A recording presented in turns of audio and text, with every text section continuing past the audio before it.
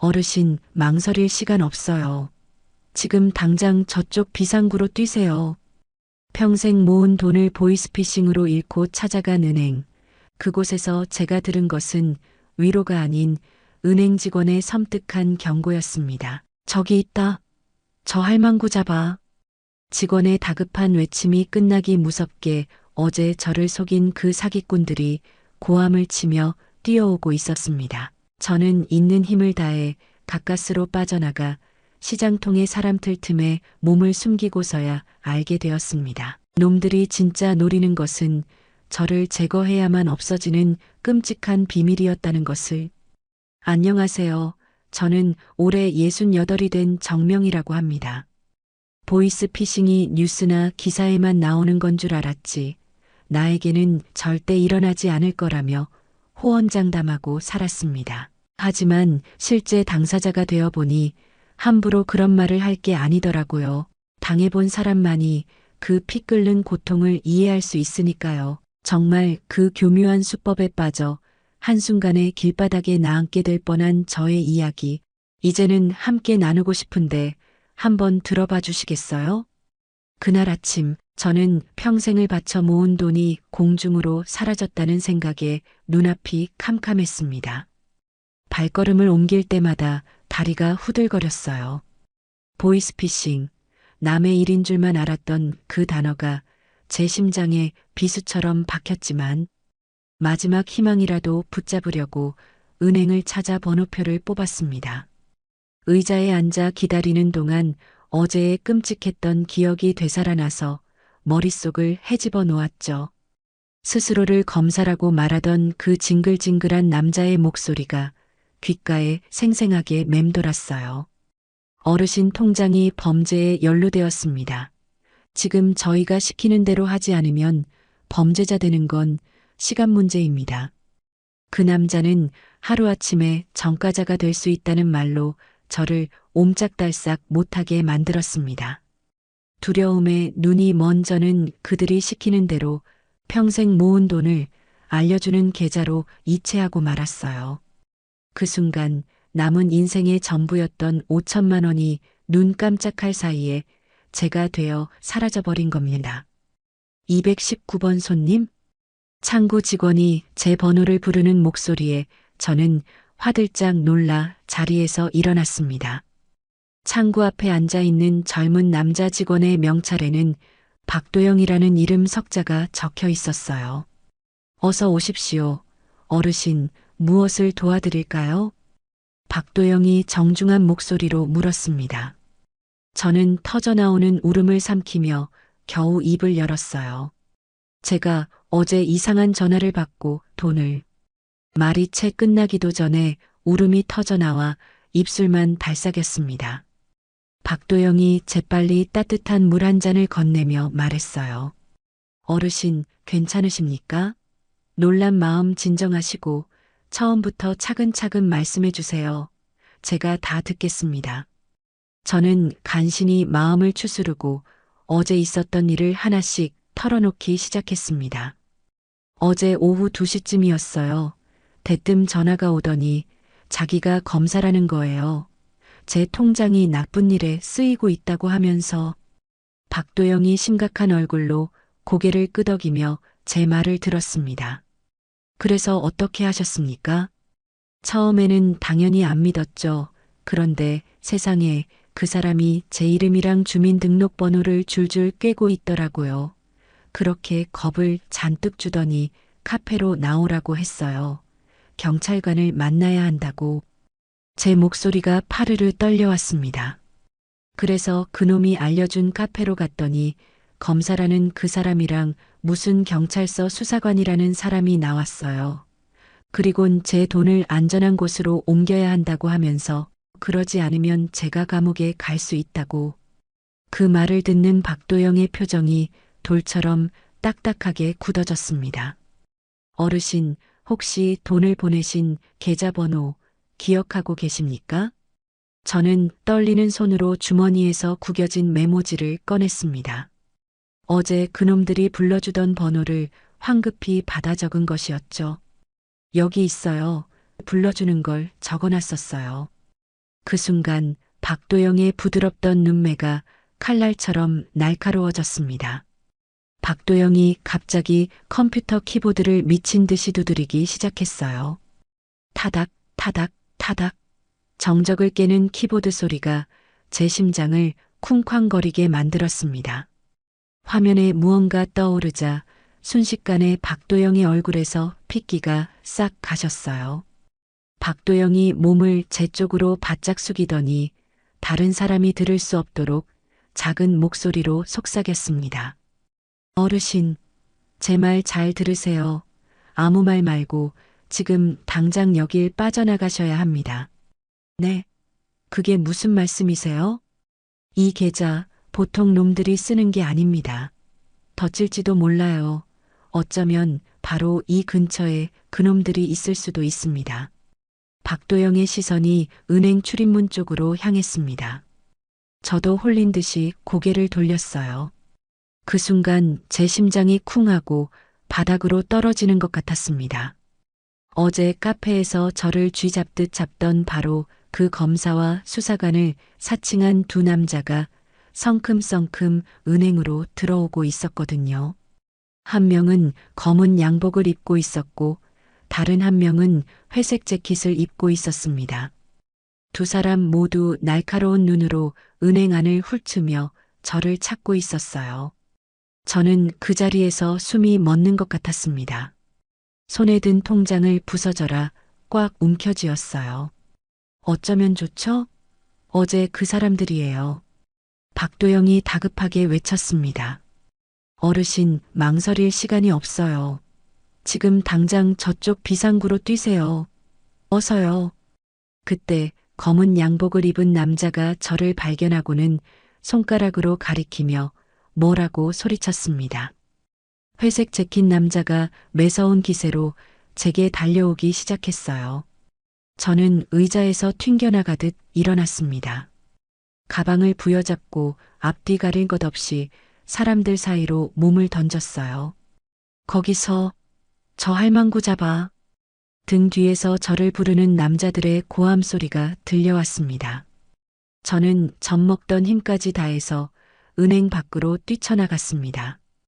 은행을 빠져나오자마자 저는 길 건너편 전통시장으로 몸을 던졌습니다. 왁자지껄한 시장 안은 사람들로 발 디딜 틈이 없었어요. 저는 사람들 사이를 미꾸라지처럼 파고들며 필사적으로 도망쳤습니다. 아이고 할머니, 내 사과 물어내. 과일 가게 주인이 소리쳤습니다. 제가 정신없이 뛰어가다 그만 사과 상자를 걷어차 버린 것이었죠. 빨간 사과들이 바닥에 나뒹굴었지만 저는 미안하다는 말 한마디 건넬 겨를도 없이 달렸습니다. 생선 가게 앞을 지날 때는 비린내가 진동하는 생선 상자를 넘어뜨리고 말았어요. 온몸에 비린내가 배었지만 그런 걸 신경 쓸 상황이 아니었습니다. 심장이 입 밖으로 튀어나올 것처럼 미친 듯이 뛰었습니다. 한참을 정신없이 내달려 시장 끝에 있는 좁은 골목길에 다다랐습니다. 더는 한 발짝도 뗄 힘이 없어 벽에 등을 기대고 거친 숨을 몰아쉬었어요. 그런데 참 이상했어요. 이미 제 돈은 그놈들의 소나기에 들어갔는데 왜 저를 쫓는지 이해가 가지 않았습니다.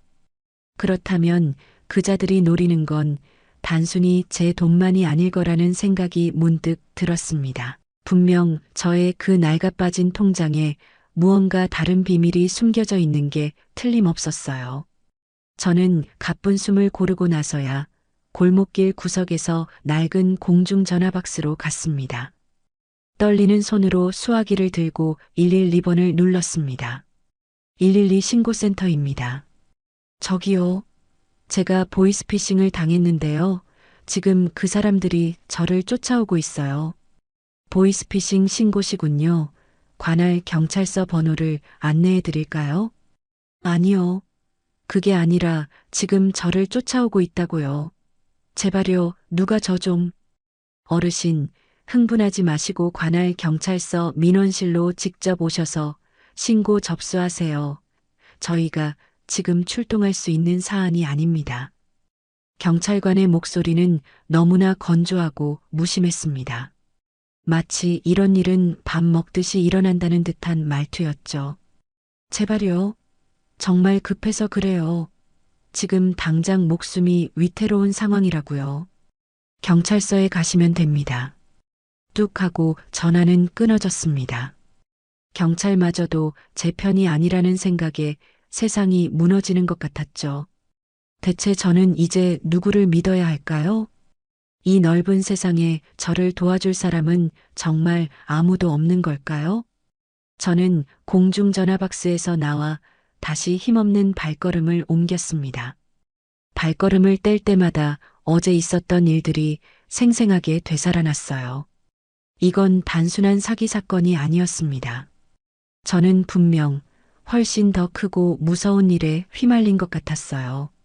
다음 날 아침, 저는 지푸라기라도 잡는 심정으로 경찰서를 찾아갔습니다. 어젯밤 뜬 눈으로 밤을 새우고 해가 뜨자마자 집을 나섰어요. 경찰서 안은 퀴퀴한 담배 냄새와 식어 빠진 커피 냄새가 역하게 뒤섞여 있었습니다. 민원실에서 번호표를 뽑고 기다리는데 제 이름은 좀처럼 불리지 않았습니다.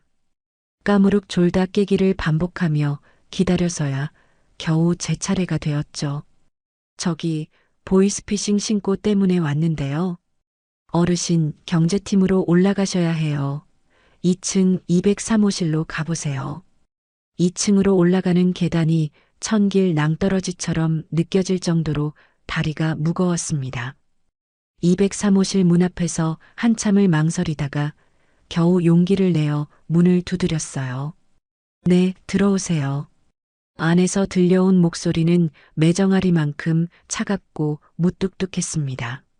문을 열고 들어가니 40대쯤으로 보이는 남자가 책상에 산더미처럼 쌓인 서류에 얼굴을 파묻고 있었어요. 그의 명찰에는 최경호라고 적혀 있었습니다. 최 형사는 제가 들어왔는데도 눈길 한 번 주지 않고 서류만 뒤적였습니다.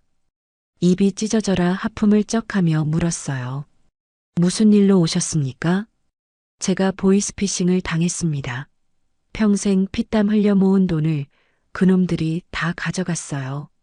그제야 최 형사가 귀찮다는 얼굴로 고개를 들었습니다.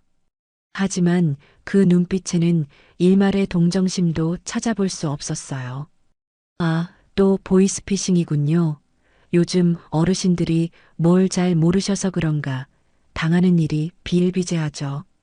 최 형사가 의자를 뒤로 젖히고 기지개를 켜며 말했습니다.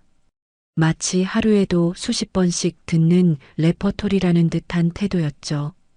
거기 앉으시죠. 진술부터 받겠습니다. 저는 차가운 의자에 앉아 어제 겪었던 끔찍한 일들을 하나하나 털어놓았습니다.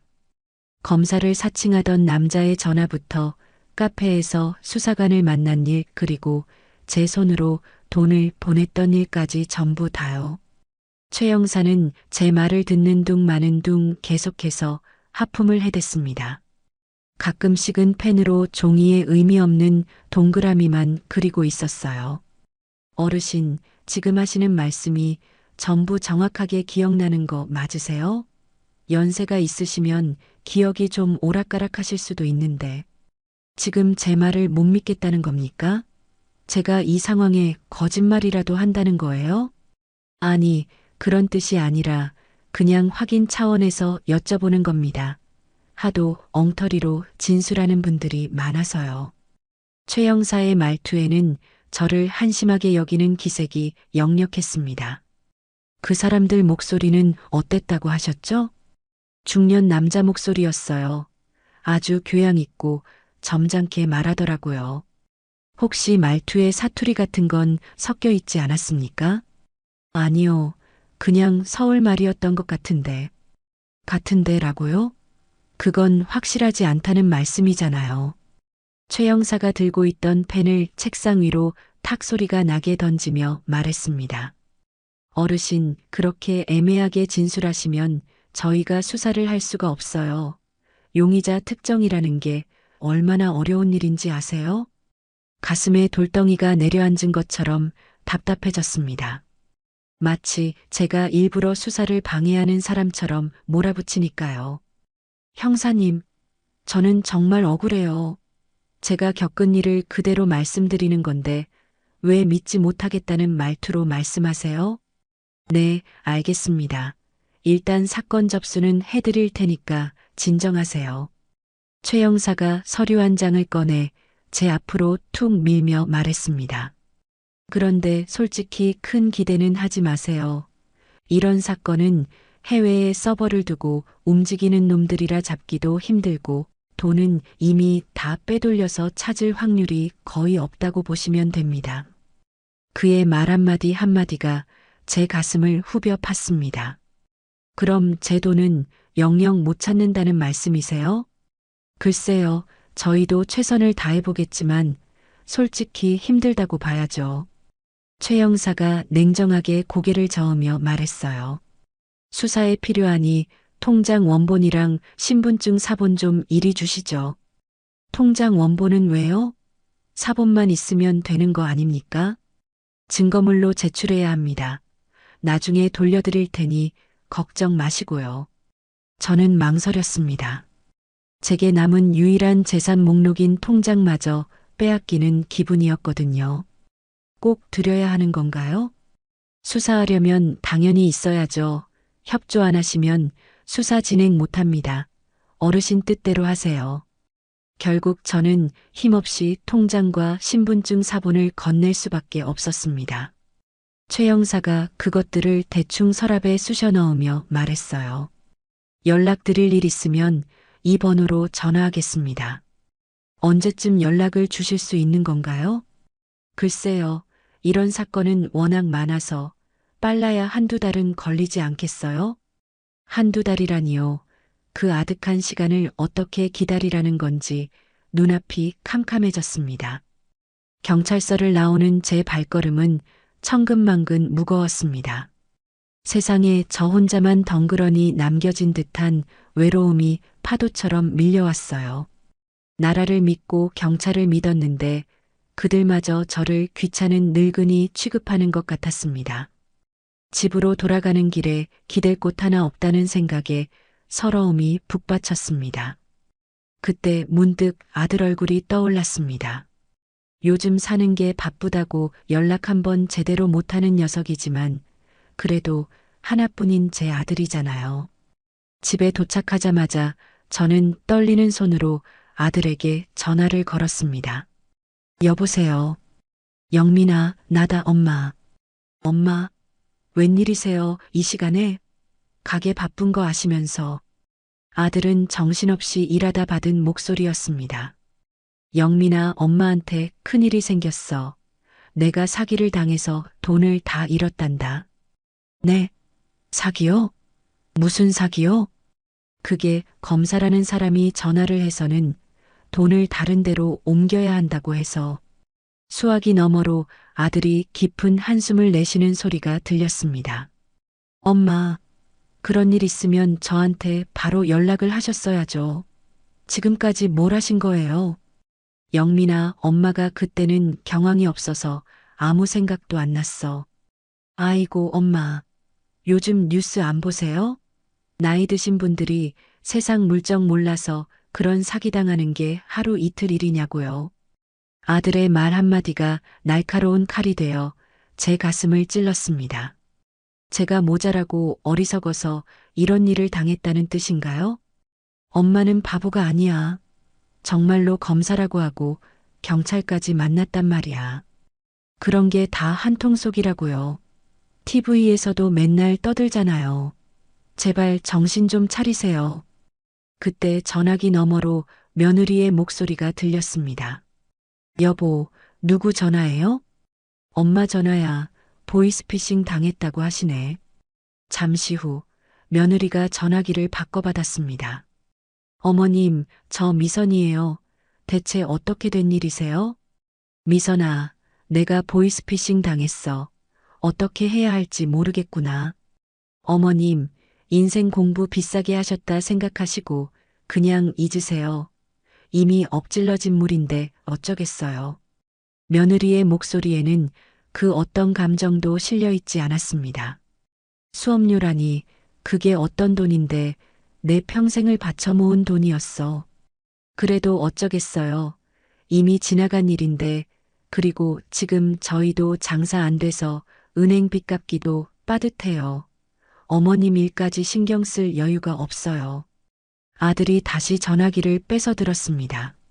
엄마, 죄송한데 저희도 정말 힘들어요. 나중에 저희가 여유 생기면 그때 다시 연락드릴게요. 영민아, 제발 엄마 말 좀. 뚝 하고 전화가 끊어졌습니다.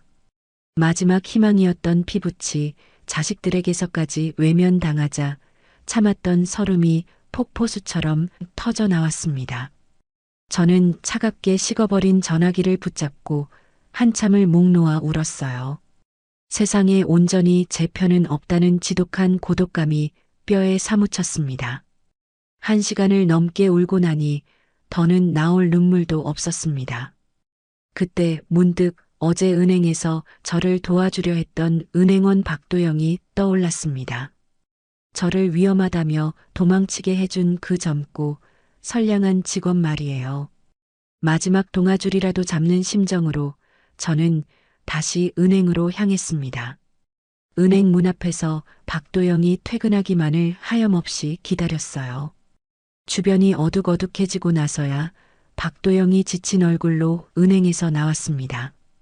저는 급하게 그의 앞을 막아섰어요. 박도영 씨.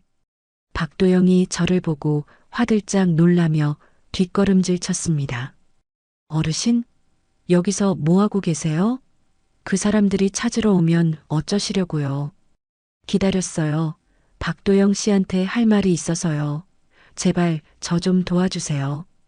박도영의 얼굴을 보자마자 꾹꾹 눌러왔던 모든 것이 무너져 내렸습니다. 경찰서에서 겪었던 냉대와 자식들에게 받은 상처까지 모두 털어놓으며 눈물을 쏟았어요. 경찰도 자식도 아무도 제 말을 믿어주지 않아요. 세상에 저를 도와줄 사람은 박도영 씨밖에 없어요. 박도영이 당황한 표정으로 어쩔 줄 몰라 하며 제 어깨를 붙잡았습니다. 어르신, 진정하세요. 일단 여긴 위험합니다. 다른 곳으로 가서 자세히 이야기하시죠. 박도영이 저를 데리고 간 곳은 시내 중심가에서 한참 떨어진 낡고 허름한 오피스텔이었습니다. 건물 외벽에는 페인트가 군데군데 흉터처럼 벗겨져 있었고 복도에서는 퀴퀴한 먼지 냄새가 났어요. 엘리베이터는 덜컹거리며 금방이라도 멈출 것처럼 위태로운 소리를 냈습니다. 여기가 어디예요? 저를 그리고 어르신을 도와줄 수 있는 사람이 있는 곳입니다. 박도영이 7층 버튼을 누르며 말했습니다. 엘리베이터 문이 열리자 깜빡거리는 형광등 불빛 아래로 어두운 복도가 모습을 드러냈어요. 박도영이 703호라고 적힌 낡은 철문 앞에서 초인종을 눌렀습니다. 잠금 장치가 풀리는 소리와 함께 문이 열렸어요. 도영아, 네가 이 시간에 갑자기 웬일이야? 문을 연 것은 30대 중반쯤으로 보이는 한 여자였습니다. 짧게 자른 머리에 검은 티셔츠를 입은 여자는 경계심 가득한 눈으로 저와 박도영을 번갈아 쳐다봤습니다. 헬레나 누나, 급한 일이라서 그랬어. 이분 좀 봐줘. 꼭 누나 도움이 필요해. 누구신데? 헬레나라는 여자가 턱짓으로 저를 가리키며 퉁명스럽게 물었습니다. 그 눈빛이 어찌나 날카로운지 마치 제 속을 전부 꿰뚫어 보는 것 같았죠. 은행에서 만난 분인데 보통 심각한 일에 휘말리신 게 아니야. 일단 들어가서 얘기하면 안 될까? 헬레나가 잠시 저를 빤히 쳐다보더니 못 이겨겠다는 듯 문을 활짝 열어주었습니다. 그래, 일단 들어와. 사무실 안은 온갖 종류의 컴퓨터와 모니터들로 발 디딜 틈조차 없었습니다. 책상 위에는 용도를 알 수 없는 전자기기들이 거미줄 같은 전선들로 복잡하게 얽혀 있었어요. 어르신, 거기 의자에 앉으세요. 헬레나가 의자에 쌓인 먼지를 툭툭 털어 밀어주며 말했습니다. 헬레나 누나는 국내 최고의 보안 기술 전문가예요. 제 대학교 선배이기도 하고요. 예전에 저희 은행 보안 시스템을 구축할 때도 총책임자로 참여하셨던 분입니다. 박도영이 저에게 조심스럽게 설명했어요. 그래서 그 보통 심각하지 않다는 일이 뭔데? 헬레나가 의자에 앉아 다리를 꼬며 물었습니다. 박도영은 제가 겪었던 일들을 하나도 빠짐없이 설명하기 시작했어요. 검사를 사칭한 보이스피싱 전화부터 어제 은행에서 그놈들과 마주쳤던 아찔한 순간까지 전부 말입니다. 흥미롭네. 헬레나가 턱을 괴고 제 이야기를 전부 듣더니 짧게 말했습니다. 그 계좌번호 다시 한번 불러주시겠어요? 네, 하나은행 110-123-456-789였어요. 헬레나가 키보드 위로 손가락을 올렸습니다. 그때부터는 정말 눈을 뗄 수가 없을 정도로 화면 위로 알아볼 수도 없는 숫자와 글자들이 폭포수처럼 쏟아져 내렸습니다. 도영아, 이건 예상했던 것보다 훨씬 더 심각한 문제인 것 같은데? 왜? 단순한 보이스피싱이 아니야? 아니, 이건 그냥 사기가 아니야. 그놈들이 어르신 돈을 노린 게 아니라 다른 목적이 있는 것 같아. 헬레나의 손가락이 마치 피아노를 연주하듯 키보드 위에서 춤을 추었습니다. 어르신 돈이 지금 어디로 흘러갔는지 한번 추적해보죠. 화면에 거미줄처럼 복잡한 그래프가 나타났습니다. 수십, 수백 개의 선이 어지럽게 얽혀 있었어요. 보세요. 어르신 돈 5천만 원이 이 계좌에서 시작해서 헬레나가 화면의 한 지점을 가리키며 설명했습니다. 여기, 또 여기 수십 개의 계좌를 거쳐서 잘게 쪼개졌다가 잠깐만. 헬레나가 갑자기 미간을 깊게 찌푸렸습니다. 뭐가 이상한데, 누나? 박도영이 초조하게 물었습니다. 이놈들이 어르신 계좌 정보를 이용해서 다른 계좌에 접근하려고 시도한 흔적이 있어 마치 뭔가를 찾고 있는 것처럼. 헬레나가 화면의 한 부분을 확대했습니다. 그 계좌 명의가 장영수라고 되어 있네. 순간 제 심장이 쿵하고 바닥으로 떨어지는 것 같았습니다. 장영수, 그것은 3년 전 세상을 떠난 제 남편의 이름이었으니까요. 잠깐만요. 그 이름 제 남편 이름이에요. 네, 남편분이요? 헬레나와 박도영이 동시에 놀란 눈으로 저를 쳐다봤습니다. 그런데 죽은 제 남편 명의로 된 계좌가 왜 여기에? 어르신, 이제 이해가 됩니다. 그놈들이 처음부터 노린 건 어르신 돈이 아니라 남편분의 이 비밀 계좌였어요. 헬레나가 화면을 가리키며 설명했습니다. 이 계좌에는 아주 특수한 보안 장치가 걸려 있어요. 그런데 보통 개인이 이런 고급 보안을 걸 이유는 하나뿐입니다. 아주 중요한 비밀을 숨기고 있을 때죠. 저는 남편에게 이런 계좌가 있었다는 사실을 꿈에도 몰랐습니다. 40년이 넘는 결혼 생활 동안 제게 단 한 번도 말하지 않은 비밀 계좌가 있었다니요. 혹시 남편분께서 생전에 어떤 일을 하셨나요? 헬레나가 날카로운 눈으로 저를 보며 물었습니다. 은행에서 회계 일을 했어요. 한 은행에서만 30년 넘게 일했거든요. 그 순간 박도영과 헬레나의 시선이 허공에서 부딪혔습니다.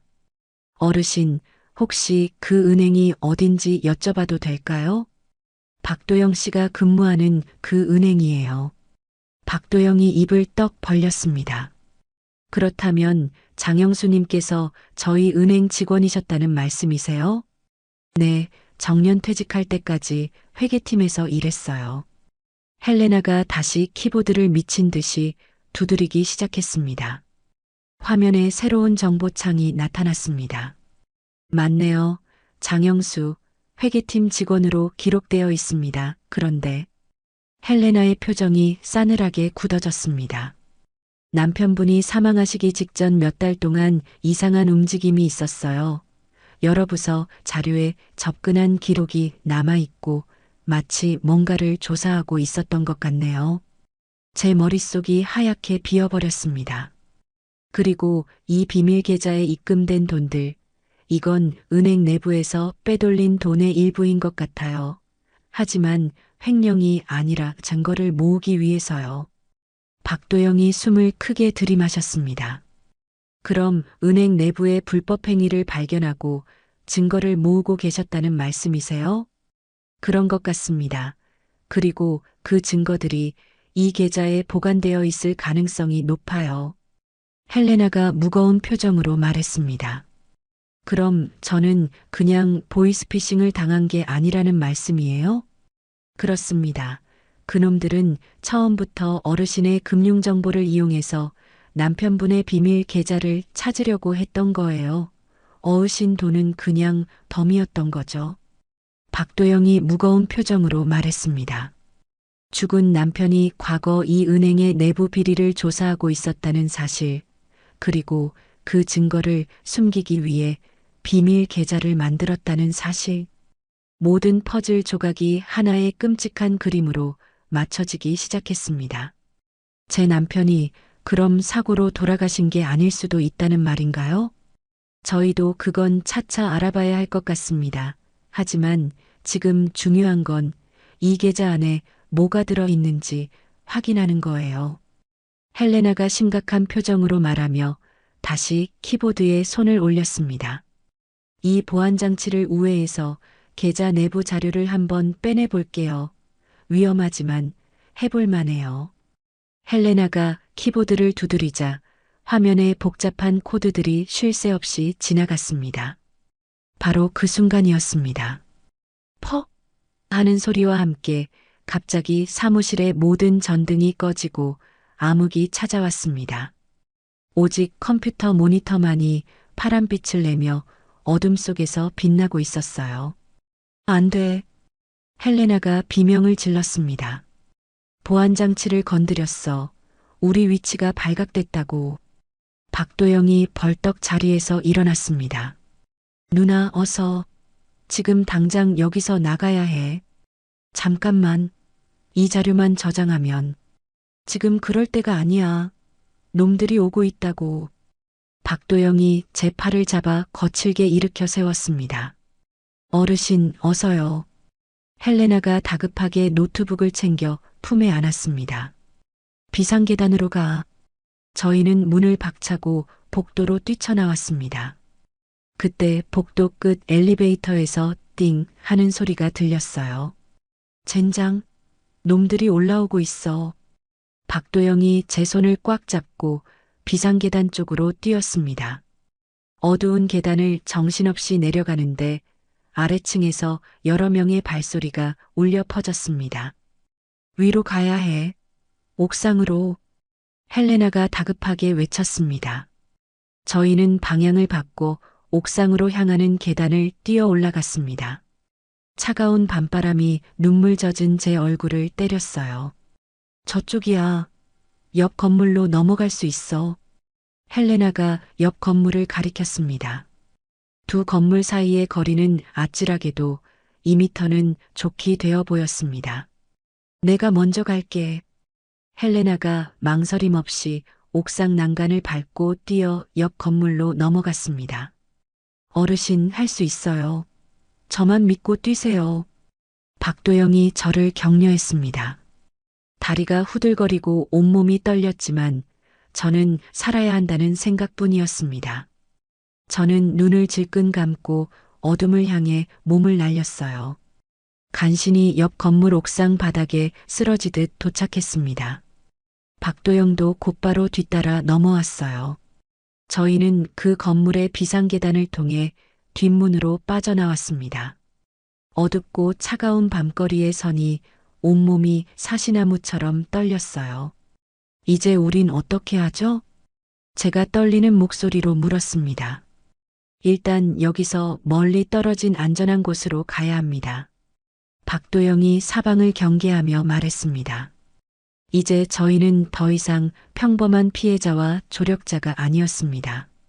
거대한 검은 조직의 비밀을 파헤치려다 그들의 직접적인 표적이 되어버린 것이죠. 차가운 밤바람 속에서 저는 비로소 깨달았습니다. 제가 평생 사랑했던 남편이 마지막 순간 정의를 위해 목숨을 걸고 싸우고 있었다는 것을요. 그리고 이 모든 비극이 남편이 목숨 걸고 지키려 했던 진실과 깊이 연관되어 있다는 무서운 사실을 말입니다. 박도영이 저를 데리고 간 곳은 도시의 불빛이 닿지 않는 외곽의 작은 성당이었습니다. 세상의 모든 소음이 멈춘 듯 고요했고 어둠 속에서 성당 지붕의 십자가만이 등대처럼 은은하게 빛나고 있었어요. 박도영이 굳게 닫힌 성당의 뒷문을 조심스럽게 두드렸습니다. 누구십니까? 안에서 나이든 남자의 온화한 목소리가 들려왔습니다. 김 신부님, 저 도영이에요. 박도영. 문이 열리고 희끗희끗한 머리카락에 인자한 얼굴을 한 60대쯤의 신부님이 나타났습니다. 아니, 도영아, 이 깊은 밤에 어쩐 일이니? 김 신부님은 저희 세 사람을 보더니 놀란 표정을 감추지 못했습니다. 어르신은 또 누구시고 두 사람 다 행색이 말이 아니구나. 대체 무슨 일이 있었던 거니? 신부님, 죄송해요. 너무 급한 일이 생겨서요. 저희 잠시만이라도 좀 머물 곳이 필요해서 찾아왔어요. 박도영이 간절한 목소리로 말했습니다. 김 신부님은 저희의 남루한 옷차림과 겁에 질린 얼굴을 보고 더 이상 묻지 않으셨죠. 그저 따뜻하고 너그러운 미소로 문을 활짝 열어주셨어요. 어서 들어오너라. 밖이 많이 추웠을 텐데.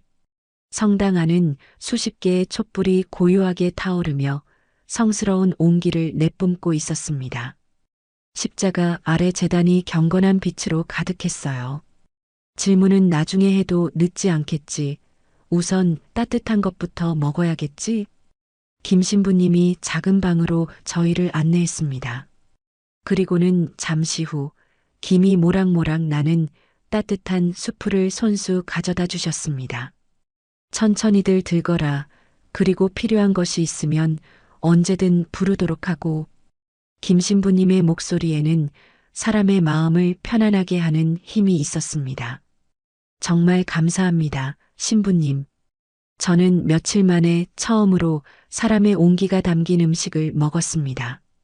따뜻한 수프가 목구멍을 타고 내려가자 얼음장 같았던 온몸이 조금씩 녹아내리는 것 같았어요. 신부님, 저희 여기서 며칠만 신세져도 괜찮을까요? 박도영이 조심스럽게 물었습니다. 물론이지. 도움이 필요한 사람을 외면하는 것은 주님의 뜻이 아니지. 김 신부님이 자애로운 눈빛으로 고개를 끄덕였습니다. 도영아, 네가 어릴 적 여기서 지냈던 것처럼 편히 지내고 어르신도 내 집이다 생각하고 계시면 되겠습니다. 박도영과 김 신부님 사이에 어떤 깊은 인연이 있는 것 같았죠. 하지만 지금은 그런 것을 여쭤볼 상황이 아니었습니다. 김 신부님이 저에게 작은 방 하나를 내어주었어요. 낡은 침대와 책상, 그리고 벽에 걸린 작은 십자가가 전부인 소박한 방이었습니다. 편히 쉬십시오. 이곳은 주님의 집이니 그 어떤 악한 것도 감히 들어오지 못할 겁니다. 김 신부님의 그 한마디에 굳게 닫혀있던 마음의 빗장이 조금은 풀리는 것 같았습니다. 그날 밤 저는 며칠 만에 처음으로 두 다리를 뻗고 누울 수 있었습니다.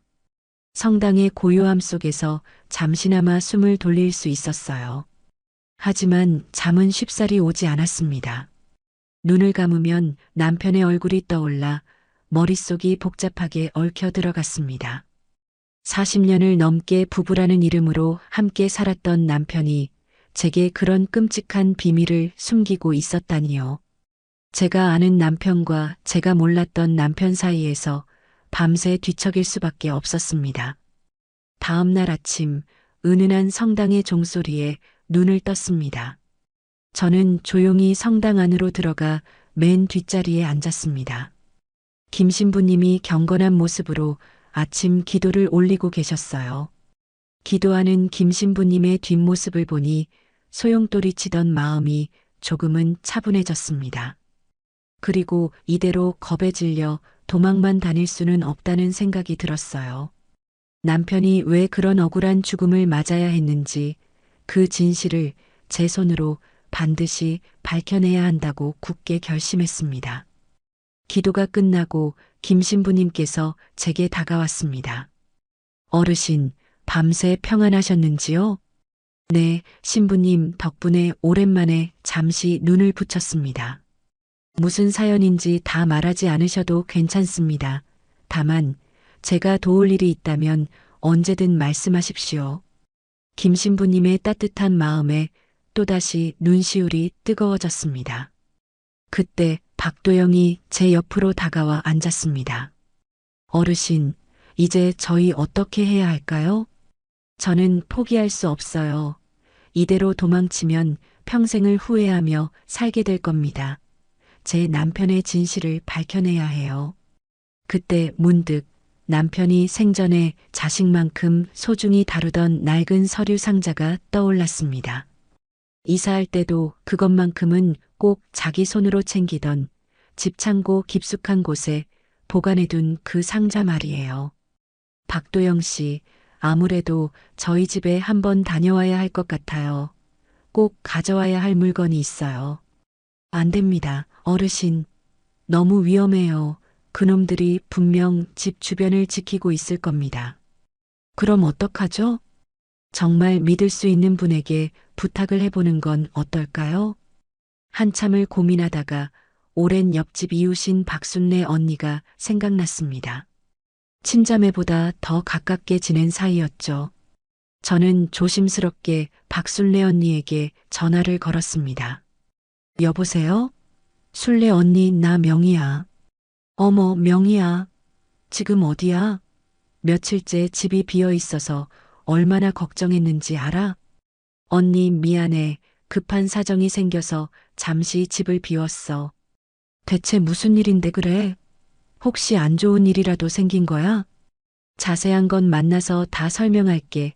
그런데 언니, 나 좀 도와줘. 정말 급한 부탁이 하나 있어. 뭔데 그래? 어서 말해봐. 우리 집 창고에 낡은 종이 상자가 하나 있어. 남편 서류 넣어두던 거. 그거 나 대신 좀 꺼내다 줄 수 있어? 서류 상자? 응, 남편 유품인데 지금 나한테는 그게 꼭 필요해. 박순례 언니가 잠시 망설이는 듯 했습니다. 명희야, 너 정말 무슨 큰일 생긴 거 아니지? 목소리가 왜 그렇게 떨려? 언니, 제발 이번 한 번만 나 좀 도와줘. 나중에 이 은혜는 꼭 갚을게. 알았어. 진정해. 어디로 가져다 주면 되는데? 저는 성당 주소를 알려주며 김 신부님께 전해달라고 부탁했습니다. 알겠어. 내일 오전에 바로 가져다 줄게. 아무튼 몸 조심하고. 전화를 끊고 나니 온몸에 힘이 쭉 빠졌습니다. 내일이면 그 상자를 받을 수 있을 것 같아요. 그 상자 안에 대체 뭐가 들어 있습니까? 저도 잘은 몰라요. 남편이 살아있을 때 자기 목숨처럼 아끼던 물건이라서. 다음 날 오후 김 신부님이 저를 부르셨습니다. 어르신, 박순례라는 분이 상자를 맡기고 가셨습니다. 먼지가 뽀얗게 쌓인 상자는 생각보다 묵직했습니다. 저는 박순례 언니의 걱정 어린 얼굴이 떠올라 가슴이 아팠어요. 저는 박도영과 함께 조심스럽게 상자를 열었습니다. 상자 안에는 낡은 가계부와 누렇게 변색된 서류 뭉치들이 가득했습니다. 오래된 통장들과 영수증들이 날짜별로 꼼꼼하게 정리되어 있었죠. 살아생전 남편이 얼마나 꼼꼼한 사람이었는지 새삼 느껴졌습니다. 그런데 그 중에서도 유독 제 눈길을 끄는 것이 있었습니다. 남편이 첫 월급을 기념하며 샀다던 낡은 만년필이었습니다. 그리고 남편이 늘 양복 안주머니에 넣고 다니던 작은 수첩도 보였습니다. 모서리가 다 달아빠진 까만색 가죽 수첩이었어요. 수첩을 펼쳐보니 남편의 익숙한 글씨체로 무언가 빼곡하게 적혀 있었습니다. 하지만 대부분이 알 수 없는 숫자와 기호들의 나열이라 도무지 그 뜻을 알 수가 없었죠. 아이고, 이 암호 같은 숫자들은 대체 뭔지 저는 봐도 모르겠네요. 헬레나 누나에게 이걸 보여줘야겠어요. 며칠 후 저희는 이전보다 훨씬 더 깊숙한 곳에 숨어서 헬레나를 다시 만났습니다.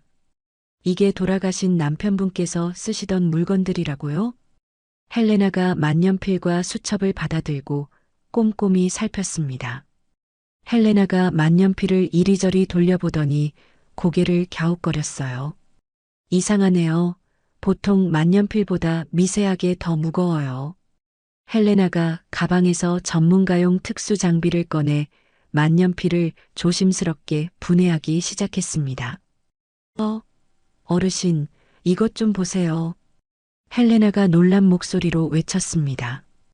잉크 카트리지가 있어야 할 자리에 손톱보다 작은 마이크로 SD 카드가 숨겨져 있었습니다. 이게 대체 뭐죠?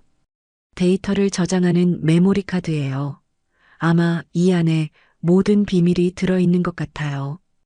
헬레나가 카드를 컴퓨터에 연결하자 화면에 암호 입력창이 나타났습니다. 젠장, 암호가 걸려있네. 그때 저는 수첩 마지막 장에 적혀 있던 의미를 알 수 없던 숫자들이 떠올랐습니다. 혹시 이 숫자가 암호는 아닐까요? 저는 수첩을 펼쳐 마지막 장을 보여주었습니다. 그곳에는 312, 1947이라는 숫자가 적혀 있었어요. 헬레나가 그 숫자를 입력했습니다. 순간 화면이 바뀌면서 수많은 파일들이 나타났습니다.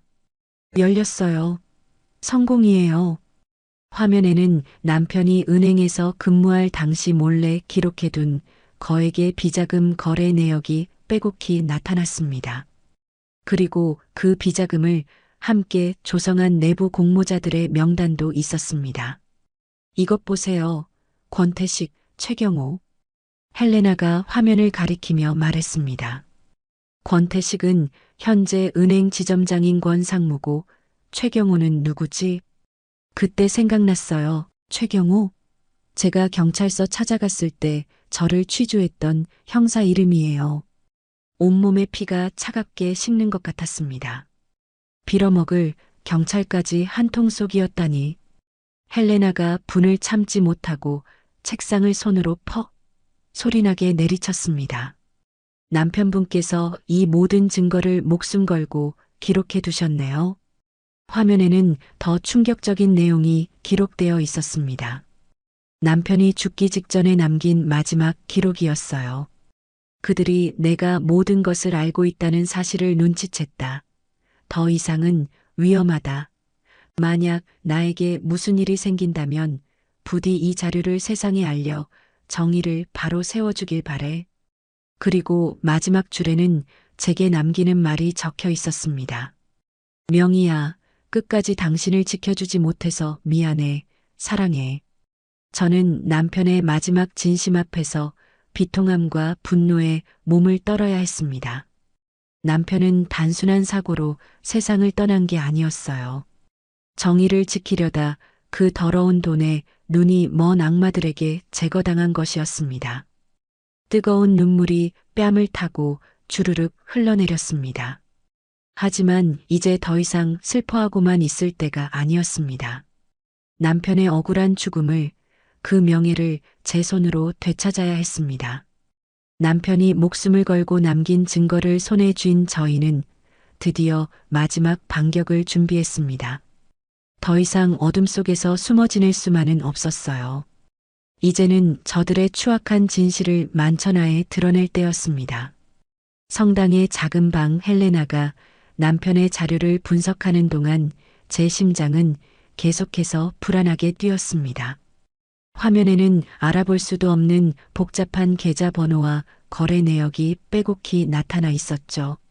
어르신, 남편분께서는 정말 대단한 분이셨어요. 이 정도로 치밀하게 증거를 모아두셨을 줄은 상상도 못했습니다. 헬레나가 진심으로 감탄하며 말했습니다. 이 자료만 있으면 저놈들의 돈의 흐름까지 전부 찾아낼 수 있습니다. 헬레나가 화면을 가리키며 설명을 계속했습니다. 보세요. 권태식 명의로 된 차명 계좌만 5개가 넘습니다. 여기에 숨겨진 돈이 수십억 원은 좋게 될 거예요. 박도영이 굳은 얼굴로 고개를 끄덕였습니다.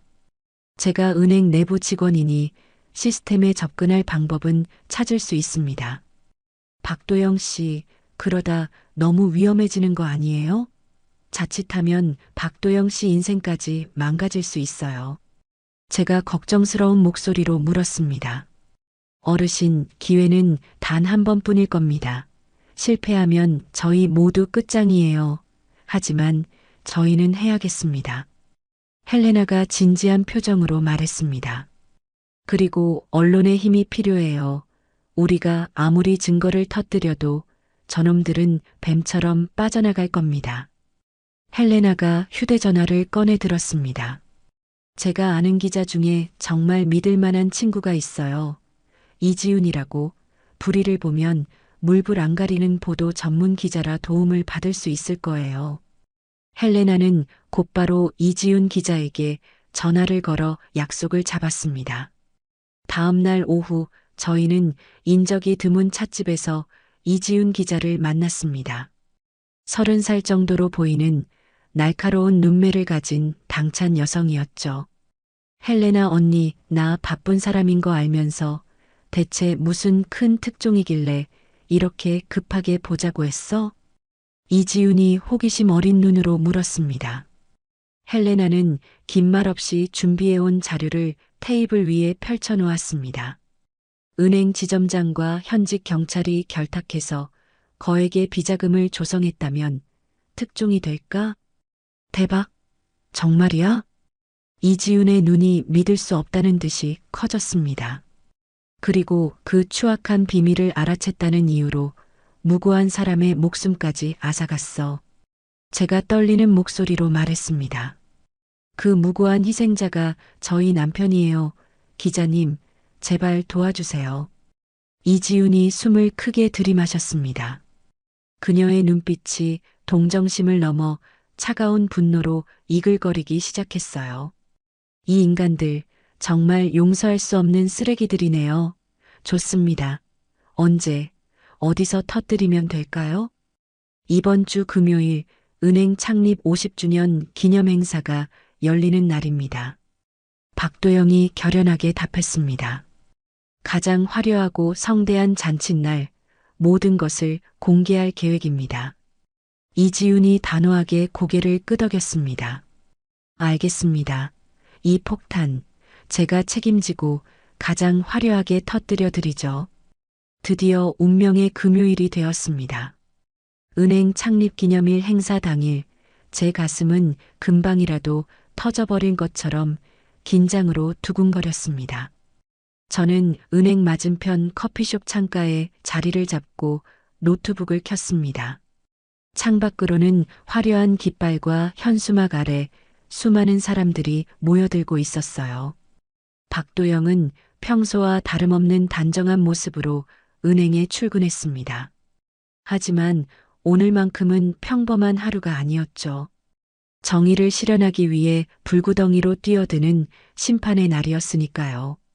오후 2시 요란한 팡파르와 함께 행사가 시작되었습니다. 권상무가 머리부터 발끝까지 말끔하게 차려입고 단상에 올라섰습니다. 마이크를 잡은 그의 얼굴에는 오만함과 자신만만한 미소가 가득 떠 있었습니다. 존경하는 고객 여러분, 그리고 사랑하는 직원 여러분. 권상무의 목소리가 확성기를 통해 광장 전체에 울려 퍼졌습니다. 우리 은행이 드디어 창립 50주년이라는 역사적인 날을 맞게 되었습니다. 우레와 같은 박수 소리가 쏟아졌습니다.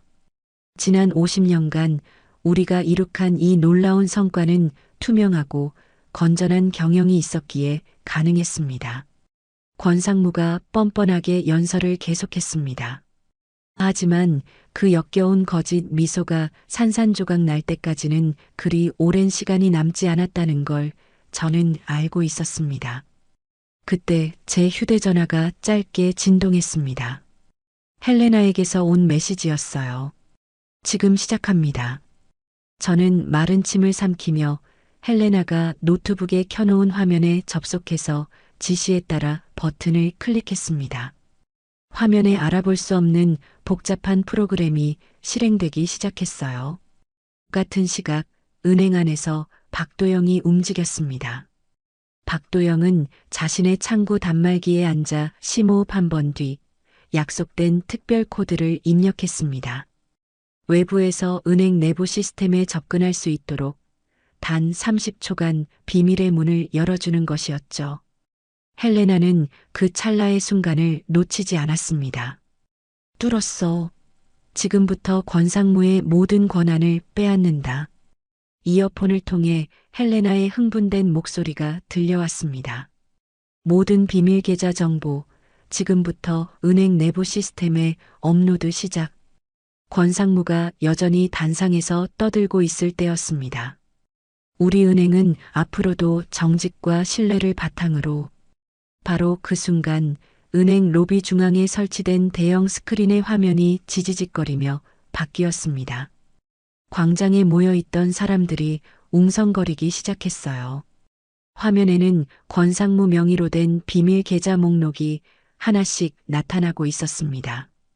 그리고 각 계좌에 숨겨져 있던 천문학적인 금액들이 실시간으로 온 세상에 공개되었습니다. 저게 뭐야? 권 지점장 이름 아니야? 저 돈은 다 뭔데? 사람들이 경악하며 수군거리자 권상무가 뒤를 돌아 스크린을 보고는 그 자리에서 돌처럼 굳어버렸습니다. 그의 얼굴에서 순식간에 핏기가 사라졌어요. 이게 뭐야? 누가 이따위 짓을? 권상무가 당황해서 소리쳤습니다. 그때 행사장으로 이지훈 기자가 카메라를 든 채 달려들어왔습니다. 권태식 지점장, 지금 화면에 나오고 있는 수십억 원의 비자금에 대해 해명해 주시죠. 이지훈이 권상무의 얼굴에 마이크를 들이댔습니다. 그리고 당신의 더러운 돈 때문에 억울하게 목숨을 잃은 고 장영수 씨의 죽음에 대해서는 어떻게 설명하시겠습니까? 행사장은 순식간에 아수라장이 되었습니다. 사람들의 비명과 기자들의 플래시가 사방에서 터져나왔어요. 대형 스크린에는 권상무가 지난 10년간 횡령한 모든 돈의 흐름이 낱낱이 공개되고 있었습니다. 이건 조작이야. 나는 몰라. 해킹당한 거라고. 권상무가 미친 사람처럼 절규했지만 소용없었습니다. 화면에는 그의 전자서명까지 정확하게 찍혀 있었으니까요. 당신의 공범, 최경호 형사와의 관계도 설명해 주시죠. 이지훈이 계속해서 질문을 퍼부었습니다. 그때 행사장 밖에서 요란한 사이렌 소리와 함께 검은 승용차들이 멈춰 섰습니다. 검찰 특별수사팀이었어요. 수사관들이 굳은 표정으로 차에서 내려 성큼성큼 행사장으로 들어왔습니다. 권태식 씨, 수사팀장이 단상을 향해 큰 목소리로 외쳤습니다. 특정경제범죄가중처벌법상 횡령 및 살인 교사 혐의로 당신을 긴급 체포합니다. 권상무의 손목에 차갑고 묵직한 수갑이 채워졌습니다. 나는 억울해. 이건 함정이라고. 권상무가 끝까지 발버둥 쳤지만 아무도 그의 말을 들어주지 않았습니다. 멀리서 또 다른 수사팀이 최 형사의 팔을 꺾어 끌고 오는 모습이 보였습니다. 최 형사는 수갑을 찬 채 고개를 푹 숙이고 있었습니다. 커피숍 창가에서 이 모든 광경을 지켜보던 저는 마침내 뜨거운 눈물을 흘렸습니다. 길고 외로웠던 싸움이 드디어 끝이 난 것이었습니다. TV에서도 일제히 속보를 내보내기 시작했습니다. 대형 금융사기 사건의 주모자들이 범죄 현장에서 체포되었습니다. 앵커의 진지한 목소리가 커피숍 안에 울려 퍼졌습니다. 그때 박도영이 숨을 헐떡이며 커피숍으로 뛰어들어왔습니다. 그의 얼굴에는 안도와 기쁨의 눈물이 뒤섞여 있었어요. 어르신, 해냈어요. 저희가 정말 해냈습니다. 이제 정말 다 끝난 거겠죠? 네. 모든 증거가 확보됐어요. 이제 저 악마들은 절대로 빠져나갈 수 없습니다. 헬레나도 어느새 제 곁으로 다가와 미소 지었습니다. 검찰이 은행을 압수수색하고 있어요. 어르신 남편분의 자료가 결정적인 증거가 됐다고 합니다. 저는 마침내 제 손으로 남편의 명예를 회복했습니다. 저를 지옥의 나락으로 떨어뜨렸던 악인들에게 정의의 심판을 내린 것이었습니다. 저는 하늘을 바라보며 남편에게 조용히 말했습니다. 여보, 이제 마음 편히 쉬세요. 당신이 목숨 걸고 지키려 했던 그 진실 제가 세상에 알렸어요. 따뜻한 햇살이 제 뺨을 부드럽게 어루만졌습니다. 길고 어두웠던 터널을 지나 드디어 제 인생에도 밝은 빛이 찾아온 기분이었습니다. 모든 것이 제자리를 찾았다고, 남편의 억울한 죽음이 마침내 한을 풀었다고 생각했던 바로 그날 저녁이었습니다. 저는 성당의 고요함 속에서 김 신부님과 함께 저녁 기도를 올리고 있었어요. 제 평생 처음으로 마음이 이토록 가벼웠던 적이 있었나 싶을 정도였죠. 그때 성당의 정적을 깨고 제 휴대전화가 날카롭게 울부짖었습니다. 화면에 떠오른 이름은 며느리 미선이었습니다. 여보세요? 어머님. 수화기 너머로 들려온 며느리의 목소리는 정상이 아니었습니다. 그것은 거의 비명에 가까운 울음소리였어요. 미선아, 왜 그래? 무슨 일이야? 애들 아빠가 경찰에 잡혀갔어요. 뭐라고? 순간 저는 손에서 휴대전화를 놓칠 뻔했습니다. 저는 온 힘을 다해 전화기를 간신히 꽉 움켜쥐었어요. 방금 전에 경찰들이 들이닥쳐서 어머님 아들을 끌고 갔다고요. 권상무랑 공범이라고. 며느리는 거의 이성을 잃은 채 울부짖었습니다. 공범이라니? 그게 도대체 무슨 소리야? 권상무한테 돈 빌린 거 그걸로 엮었어요. 그놈이랑 한패라고, 비자금 조성에 가담했다고. 제 머릿속이 새하얗게 변해버렸습니다. 말도 안 돼. 우리 영민이가 왜 그런 놈한테 돈을 빌려. 권상무가 평소에 중소사업자들한테 개인적으로 돈을 빌려줬대요. 가계자금이 급해서 은행 대출 심사 기다릴 수 없잖아요. 그때 권상무가 먼저 도와주겠다고 했어요. 저는 그제야 상황을 이해했어요. 권상무가 의도적으로 중소사업자들에게 개인 돈을 빌려주면서 인맥을 쌓고 있었던 거였어요. 나중에 이런 빚을 빌미로 협박하려는 치밀한 계획이었던 거죠. 지금 그걸 빌미로 남편을 공범으로 몰고 있다고요. 이건 다 어머님 때문이에요. 며느리가 악을 쓰듯 소리쳤습니다. 어머님이 그깟 복수한다고 일을 이렇게 만들어서 영민 씨랑 우리 인생 다 망치게 생겼다고요. 제 가슴이 날카로운 유리 조각에 찢기는 것 같았습니다. 미선아, 그게 무슨 말이니? 나는 정말. 남편은 정말 아무것도 모르고 단순히 급한 돈 빌렸을 뿐인데 어머님이 권상무를 고발하니까 그 사람이 남편을 협박한 거예요. 영민 씨가 뭘 그렇게 잘못했다고 이런 꼴을 당해야 하는데요.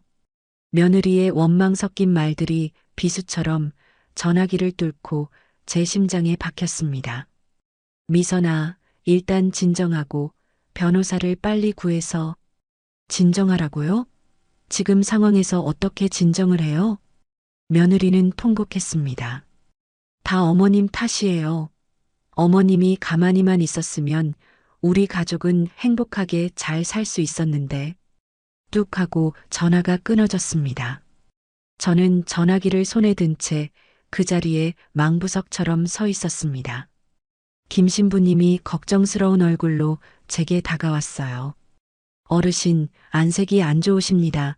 무슨 일이십니까? 신부님, 제 아들 영민이가.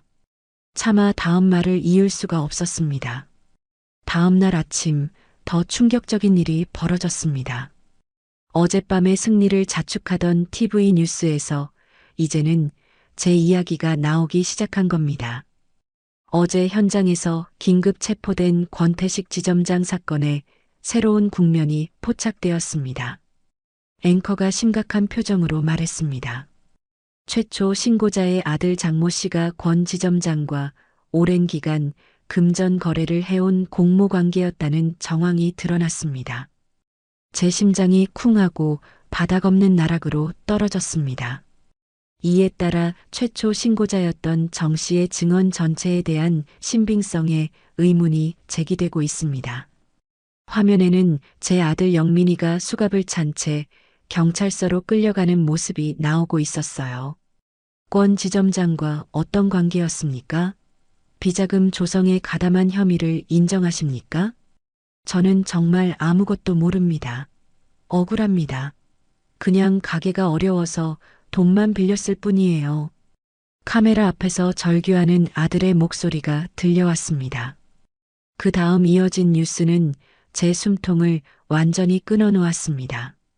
한편 권태식 지점장 측 변호인은 이번 사건이 신고자에 의해 철저히 조작된 것이라고 주장하고 나섰습니다. 권상무의 변호사가 기자들 앞에서 자신만만하게 말했습니다. 저희 의뢰인이신 권태식님은 억울한 피해자입니다. 신고자가 자신의 아들이 저지른 범죄를 덮기 위해 저희 의뢰인에게 거짓 누명을 씌운 것입니다. 저는 제 귀를 의심했습니다. 신고자는 아들을 지키기 위해 한 사람의 인생을 파멸시킨 비정한 어머니일 뿐입니다. 그 말을 듣는 순간 온 세상이 무너져 내리는 것 같았습니다. 불과 하루 만에 언론의 태도는 완전히 뒤바뀌어 있었습니다. 저는 정의로운 내부 고발자에서 아들의 죄를 덮으려던 파렴치한 범죄자의 가족으로 전락해버렸어요. 신문 기사의 제목들이 날카로운 칼이 되어 저를 베었습니다. 아들 범죄 덮으려 은행장에게 누명 씌운 비정한 70대 노모. 삐뚤어진 모성애, 정의를 가장한 추악한 거짓말. 인터넷에 달린 댓글들은 더욱 악랄하고 잔인했습니다. 자식 범죄자로 키워놓고 누굴 탓해? 늙으면 판단력이 흐려진다더니 하나도 틀린 말 없네. 저는 더 이상 집 밖으로 한 발짝도 나갈 수가 없었습니다. 저를 향해 손가락질하는 사람들의 시선이 너무나 무서웠습니다. 박도영이 무거운 얼굴로 성당에 저를 찾아왔습니다. 그의 얼굴에는 미안함과 걱정이 가득했어요. 어머님, 정말 죄송합니다. 일이 이렇게까지 될 줄은 정말 몰랐습니다. 아니에요. 박도영 씨 잘못이 아니에요. 저는 힘없는 목소리로 간신히 대답했습니다. 아드님은 분명히 무고하실 겁니다. 저희가 어떻게든 밝혀낼 수 있습니다. 하지만 이제 아무도 제 말을 믿어주지 않을 거예요. 저는 이미 온 세상 사람들한테 거짓말쟁이가 됐는걸요. 권상무와 최 영사는 교묘한 언론 플레이로 자신들을 오히려 피해자로 둔갑시키고 있었습니다. 며느리에게서 또다시 전화가 걸려왔습니다. 어머님, 이제 속이 시원하세요? 미선아. 어머님, 아들은 지금 차가운 구치소에 갇혀 있고 저는 아이들과 어떻게 살아야 할지 막막해요. 이게 어머님이 원하시는 건가요? 며느리의 목소리는 얼음장처럼 차가웠습니다. 가게도 곧 문 닫아야 할 것 같아요. 범죄자, 가족이 하는 가게에서 누가 물건을 사겠어요? 우리 가족 인생, 어머님이 전부 망쳐놓으셨다고요. 미안하다, 미선아. 정말 미안하다. 미안하다는 말로 뭐가 달라지는데요? 이미 모든 게 다 끝났는데. 전화가 끊어지고 제 마음도 함께 끊어지는 것 같았습니다. 극심한 스트레스와 배신감, 그리고 죄책감이 제 온몸을 짓눌렀습니다. 가슴이 돌덩이처럼 답답하고 숨이 제대로 쉬어지지 않았어요. 성당 복도를 걷다가 갑자기 눈앞이 아찔해졌습니다. 바닥이 빙글빙글 돌면서 세상의 모든 소리가 멀어졌어요. 쿵 하는 둔탁한 소리와 함께 저는 차가운 바닥 위로 쓰러졌습니다. 어르신, 김신부님의 다급한 목소리가 멀리서 들려오는 것 같았어요. 어서 119에 신고하게. 빨리. 희미해지는 의식 너머로 구급차 사이렌 소리가 들려왔습니다. 응급실 침대에 누워있는 제게 의사가 말했습니다. 심장에 무리가 많이 왔습니다. 극도의 스트레스가 원인인 것 같습니다. 위험한 겁니까? 김신부님이 걱정스럽게 물었습니다. 일단 절대 안정을 취하셔야 합니다. 여기서 더 무리하시면 정말 위험합니다. 병실에 홀로 누워 있으니 살아온 인생이 모두 허무하게만 느껴졌습니다. 창밖으로 보이는 하늘은 희망 한 점 없는 잿빛이었습니다. 남편의 억울함을 풀어드리려 했을 뿐인데 결과적으로 저는 제 아들을 범죄자로 만들고 말았습니다. 며느리의 저주 섞인 목소리가 귓가에 환청처럼 맴돌았습니다. 다 어머님 때문이에요. 정말 다 제 탓일까요? 제가 처음부터 가만히 있었더라면 이런 끔찍한 일은 없었을까요? 저는 텅 빈 병실 침대에 누워 무기력하게 창밖만 바라보았습니다. 한때는 정의를 위해 싸우던 투사였던 제가 이제는 모든 것을 망쳐버린 무능하고 비정한 늙은이가 되어버렸습니다. 몸과 마음이 모두 산산조각 난 채로 말이에요. 다음 날 아침 링거를 맞고 잠들었다가 희미하게 눈을 떴을 때 제 곁에 누군가 웅크리고 앉아 있는 것이 보였어요. 흐릿한 시야 속에서도 그 사람이 며느리 미선이라는 것을 알 수 있었습니다. 그런데 참 이상한 일이었죠. 며느리의 얼굴이 온통 눈물로 젖어 있었으니까요. 어머님, 정신이 드세요? 미선이가 제 손을 두 손으로 꼭 잡으며 말했습니다. 그 손길이 놀랍도록 따뜻하게 느껴졌습니다. 미선아, 네가 여긴 어쩐 일로? 어머님, 제가 정말 죄송해요. 미선이가 갑자기 참았던 울음을 터뜨렸습니다. 제가 어머님께 몹쓸 짓을 했어요. 제가 너무 심했어요. 어머님한테 그런 못된 말을 하다니. 저는 미선이가 왜 갑자기 이러는지 도무지 이해할 수가 없었습니다. 불과 하루 전에 제게 악담을 퍼부으며 원망하던 며느리였으니까요. 박도영 씨하고 헬레나라는 분이 전부 다 설명해 주셨어요. 미선이가 흐느끼며 말했습니다. 어머님께서 저희를 위해, 돌아가신 아버님을 위해 얼마나 외롭고 무서운 싸움을 해오셨는지 저는 그것도 모르고. 그게 다 무슨 얘기냐? 어머님이 하신 일이 전부 진실이었고 남편도 정말 억울한 누명을 쓴 거였어요. 미선이의 뜨거운 눈물이 제 손등 위로 뚝뚝 떨어졌습니다. 어머님, 제가 가게비 때문에 정말 죽고 싶을 만큼 힘들어서 제정신이 아니었어요. 미선이가 목이 맨 목소리로 말을 이었습니다. 어머님 마음을 헤아릴 경황조차 없었어요. 제가 정말 나쁜 년이었어요. 용서해 주세요. 저는 말없이 미선이의 손을 힘주어 꼭 잡았습니다. 미선아, 됐다. 너도 오죽 힘들었으면 그랬겠니? 아니에요. 어머님이 이렇게 쓰러지실 때까지 혼자 모든 짐을 짊어지고 계셨는데 저는 그런 어머님을 원망만 했어요. 미선이가 어린아이처럼 오열했습니다. 그 진심 어린 눈물이 제 마음속에 얼어붙어 있던 응어리를 조금씩 녹여주는 것 같았습니다.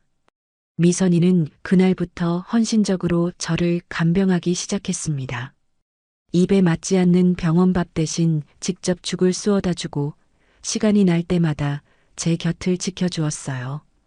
그리고 저를 대신해 박도영, 헬레나와 연락을 주고받으며 새로운 희망을 전해주었습니다. 어머님, 방금 박도영 씨한테 연락 왔는데 남편 결백을 증명할 증거를 거의 다 찾아가고 있대요. 미선이가 희망에 찬 목소리로 말했습니다. 그래, 그게 정말이니? 그럼요. 헬레나라는 분도 밤을 새워가며 돕고 있대요. 반드시 진실을 밝혀낼 거라고 약속했어요. 지옥 같은 위기 속에서 저희는 비로소 서로를 용서하고 의지하는 진짜 가족이 되어가고 있었습니다. 며칠 후 박도영과 미선이가 함께 병실로 저를 찾아왔습니다. 어르신, 영민 씨의 결백을 증명할 방법을 찾았습니다. 박도영이 말했습니다. 과거 거래 기록을 전부 분석해보니 영민 씨는 권상무에게 사업 자금을 빌린 것 외에는 그 어떤 연관성도 없다는 게 확인됐습니다. 하지만 검찰은 그걸 믿어주려 하지 않을 거예요. 그것만으로는 부족해요. 미선이가 걱정스럽게 말했습니다. 저는 절박한 심정으로 아들의 지난 행적을 하나하나 다시 떠올려 봤습니다. 미선이와 함께 기억의 조각들을 맞춰 나갔어요. 미선아, 혹시 영민이가 권상무를 만난 적이 있니? 네, 어머니, 만난 적 있어요. 혹시 너한테 뭐라고 말한 건 없어? 그때 남편이 뭐라고 했더라? 미선이가 필사적으로 기억을 더듬었습니다. 아, 맞다. 생각났어요. 갑자기 미선이가 소리쳤습니다. 어머님 일로 그 인간이 먼저 만나자고 했어. 라고 얘기했고요. 보통 사람이 아니고 완전 괴물이라면서 몸서리를 쳤어요. 그리고 너무 무서워서 나도 모르게 핸드폰 녹음 버튼을 눌러버렸어. 라고 했어요. 박도영의 눈이 번뜩였습니다. 그렇다면 그 대화가 담긴 녹음 파일이 있다는 말씀이십니까?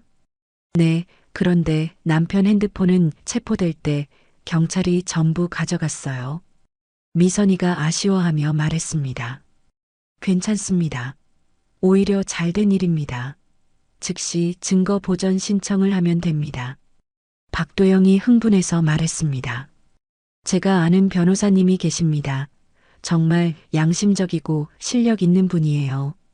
다음 날 저희는 박도영이 소개해준 변호사를 만났습니다. 40대 중반의 차분하고 믿음직스러운 인상을 가진 분이었어요. 안녕하십니까? 변호사 김정우입니다. 변호사님, 제발 제 아들 좀 도와주세요. 제 아들은 정말 억울합니다. 말씀은 모두 들었습니다. 어머님, 즉시 증거 보전 신청을 진행하겠습니다. 김정우 변호사가 단호하게 말했습니다. 며칠 후 마침내 운명의 날이 왔습니다. 검사와 변호사가 입회한 자리에서 아들의 스마트폰을 열어보는 날이었죠. 저는 병실에서 미선이와 함께 두 손을 모아 기도하며 초조하게 결과를 기다렸습니다. 어머님, 괜찮을 거예요. 분명히 녹음 파일이 있을 거예요. 미선이가 제 손을 꽉 잡으며 말했습니다. 오후 3시가 넘었을 무렵 박도영에게서 전화가 걸려왔습니다. 어르신, 찾았습니다. 녹음 파일을 찾았어요. 박도영의 목소리가 흥분으로 떨리고 있었습니다. 정말이에요? 네. 권상무가 영민 씨를 협박하고 회유하는 내용이 처음부터 끝까지 고스란히 다 들어 있습니다. 저는 기쁨에 솟구치는 눈물을 참을 수가 없었습니다. 그럼 이제 우리 영민이 무죄가 될 수 있는 건가요? 그럼요. 이걸로 아드님의 결백을 완벽하게 증명할 수 있습니다. 녹음 파일에 담긴 내용은 실로 충격적이었습니다. 권상무가 제 아들을 협박하는 목소리가 선명하게 담겨 있었죠. 네 엄마가 지금 분수도 모르고 우리를 건드리고 있는 거 알아? 우리도 이대로 가만히 있지 않을 거야. 저는 정말 아무것도 모르는 일입니다. 아들의 목소리는 겁에 질려 떨고 있었습니다. 시끄럽고 가서 네 엄마 입 다물고 있으라고 전해. 괜히 나섰다가는 너희 가게, 네 처자식 전부 무사하지 못할 줄 알아. 권상무의 악랄한 협박이 계속됐습니다.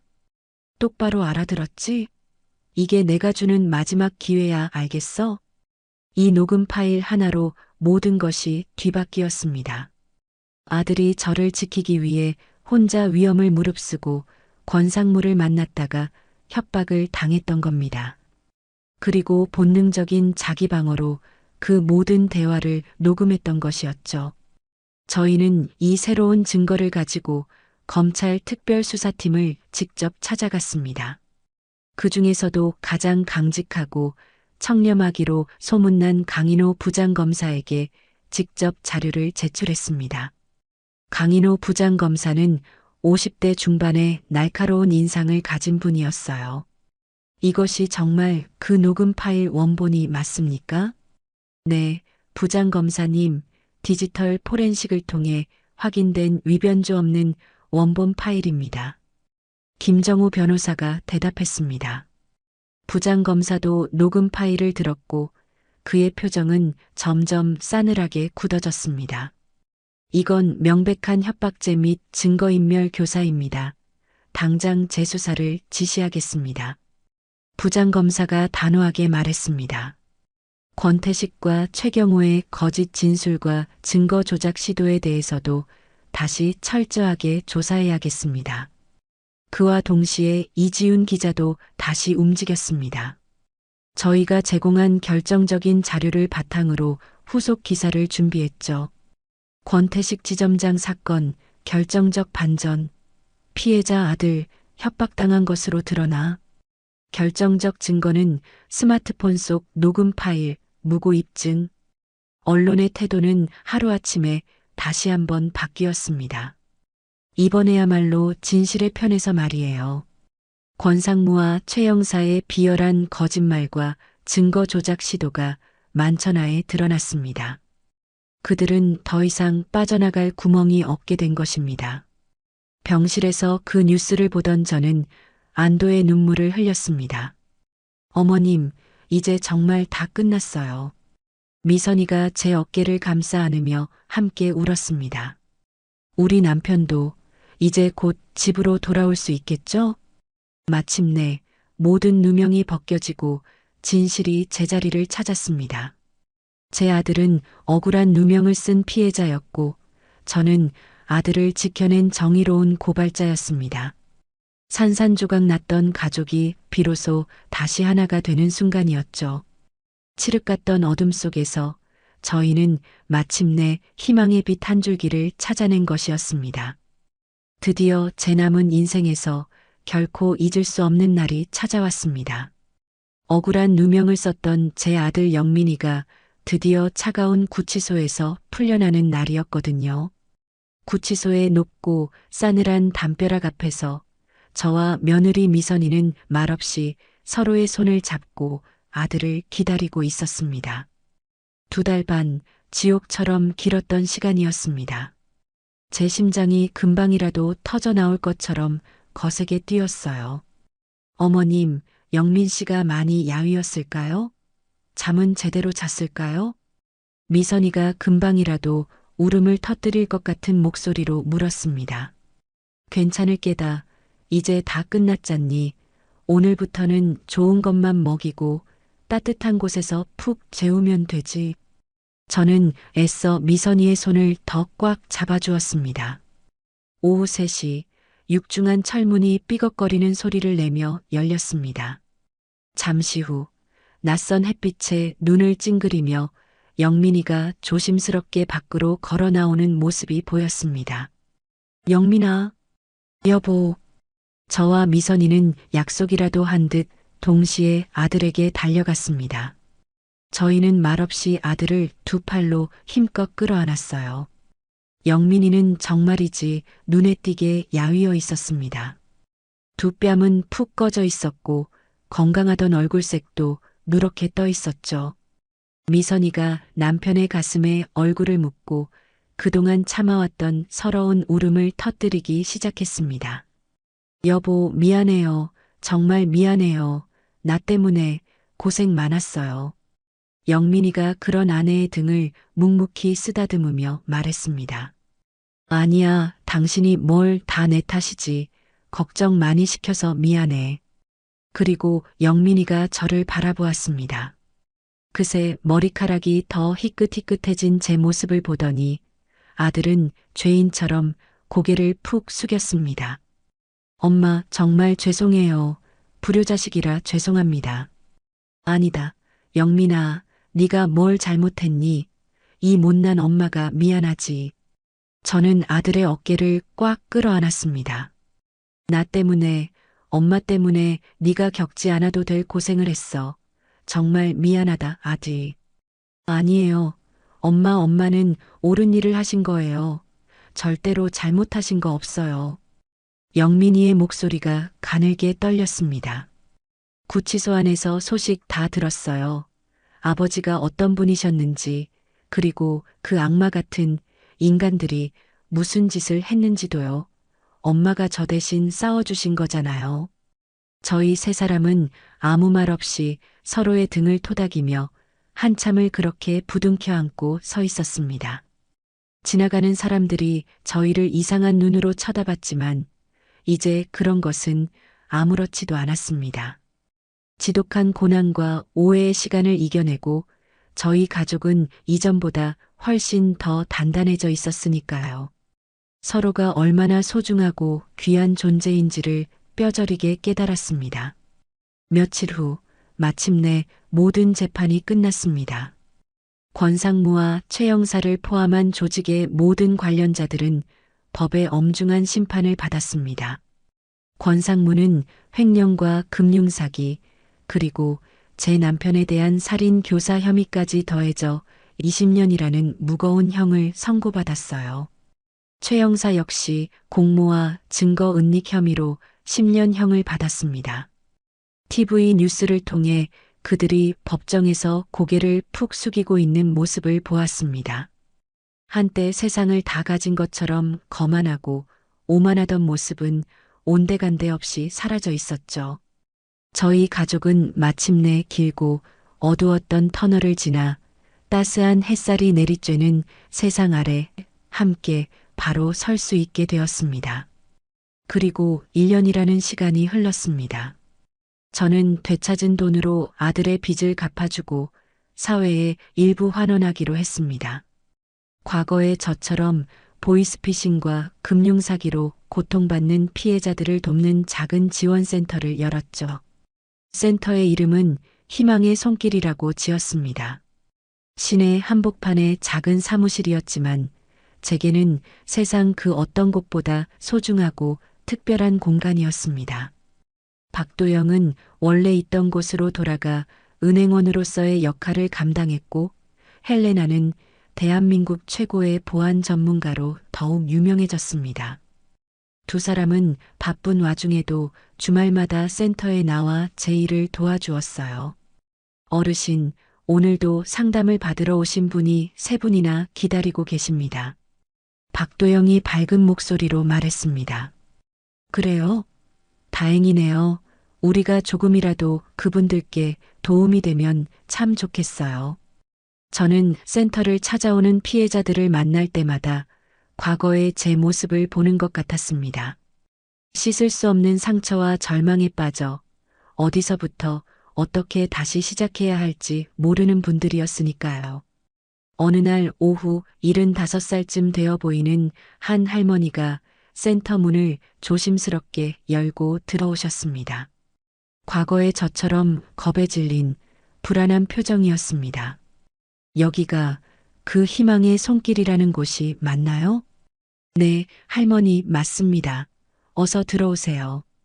저는 그분에게 다가가 따뜻한 차 한 잔을 건넸습니다. 무슨 일이 있으셨군요. 괜찮으시다면 제게 한번 말씀해 보시겠어요? 내가 못된 놈들한테 사기를 당한 것 같아요.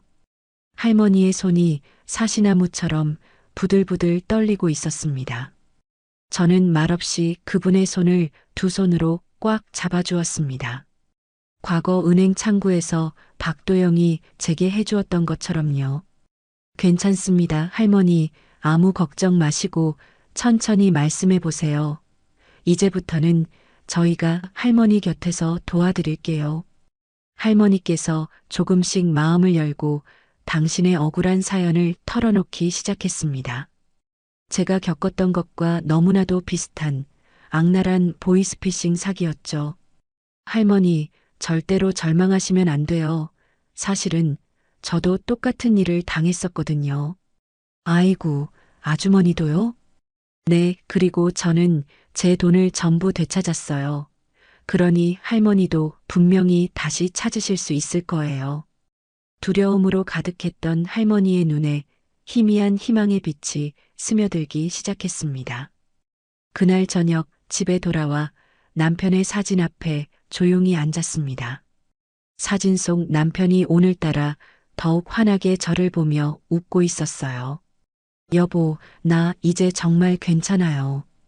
당신이 목숨을 걸고 지키려 했던 그 정에 이제는 제가 이어받아서 당신처럼 힘없고 억울한 사람들을 돕고 있어요.